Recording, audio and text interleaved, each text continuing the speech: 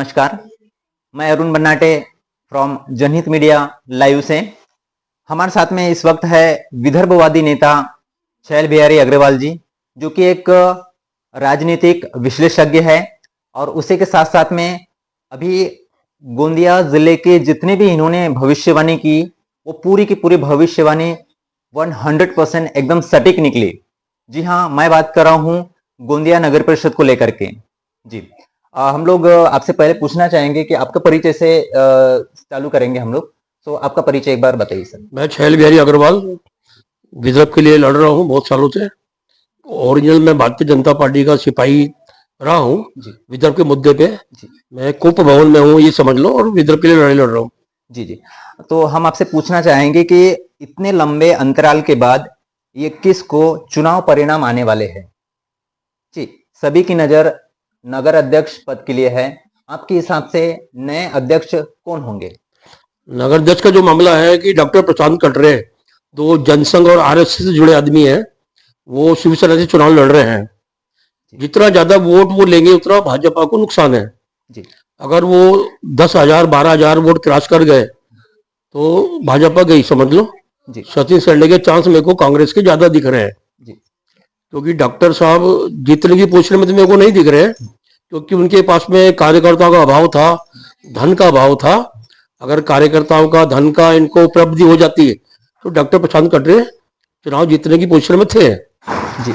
लेकिन वो चुनाव का जो कर सकते हैं, मतलब गणित बिगाड़ सकते हैं, चुनाव का बना सकते हैं जी। जैसे कि चुनाव परिणाम की जो घोषणाएं 3 तारीख को होने वाली थी, लेकिन अभी जो 3 प्रभाग का चुनाव है, जो 3 प्रभाग का वोटर्स होने वाला है,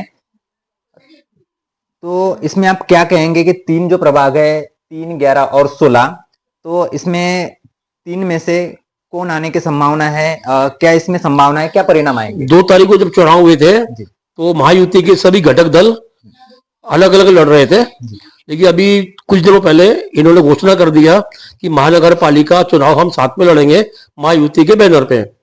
तो उससे 3 प्रभाग की संभावनाओं पे फर्क पड़ेगा।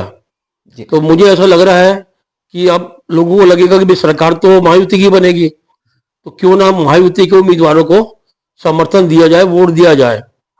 तो मेरे को ऐसा लग रहा है कि जैसे महायुति में भारतीय जनता पार्टी है, तुम्हारी राष्ट्रवादी कांग्रेस है, शिवसेना है, ये तीनों के उम्मीदवारों को बड़ा फायदा हो सकता है।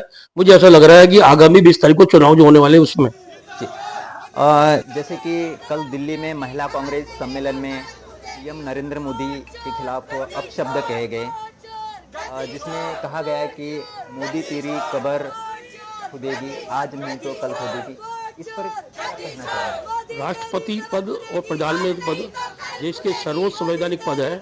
इस पद की गरिमा की लाज सबको बचाना चाहिए, और जो भी इस तरह की भाषा बोलता है उसे आंतरिक सुरक्षा कानून में गिरफ्तार करके ऐसा सबक सिखाया जाए कि दोबारा से ऐसी भाषा बोलने का कोई जरूरत न कर सके। रहा सवाल कांग्रेस पार्टी का, तो कांग्रेस पार्टी कभी बोलती है प्रधानमंत्री को मौत का सौदागर, कभी बोलते हत्यारा।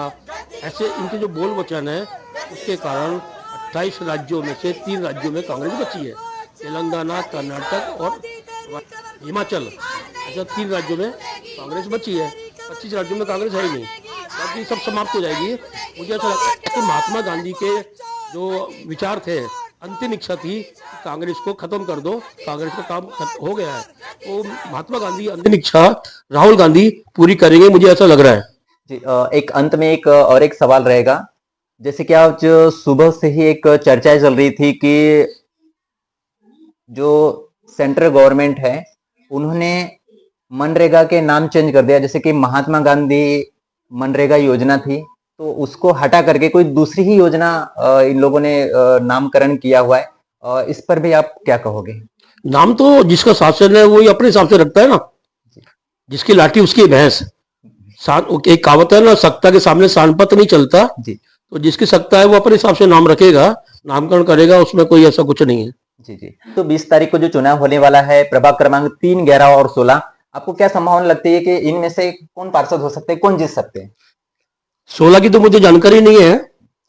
प्रभाग क्रमांक 11 में मुझे ऐसा लग रहा है कि अभय अग्रवाल, जो कि डॉक्टर प्रणय फूके जो विधायक है, और मुख्यमंत्री देवेंद्र फडणवीस के खासम खास है, तो वो चुनाव जीत सकते हैं, क्योंकि लोगों को मालूम है कि अभय अग्रवाल चुनाव जीते तो मुख्यमंत्री लेवल के आदमी से संबंध है उनके तुम्हारे। और दूसरा 3 नंबर में जिम्मी गुप्ता है, मुझे ऐसा लग रहा है कि वो जीत सकते हैं, क्योंकि वो प्रफुल्ल पटेल, सांसद प्रफुल्ल पटेल के खासम खास है, तो वो जीत गए तो प्रफुल्ल पटेल से काम करवा सकते हैं। तो जिम्मी गुप्ता और 11 में अभय अग्रवाल जीत सकते हैं, और 16 की मुझे जानकारी नहीं है। जी जी, हमारे साथ में थे चहल बिहारी अग्रवाल जी, जो कि विदर्भवादी नेता है और एक जाने माने राजनीतिक विशेषज्ञ हैं। इनकी जितने भी भविष्यवाणी हुई है गोंदिया से लेकर के लोकसभा का इलेक्शन हो या तो फिर विधानसभा के इलेक्शन हो, राज्य के इस तरह पे जितने भी अभी तक इलेक्शंस हुए हैं, सभी के सभी इलेक्शंस की जो भविष्यवाणी की थी, ये सभी के सभी भविष्यवाणी जो है वो सटीक निकली और 100% एकदम सत्य निकली।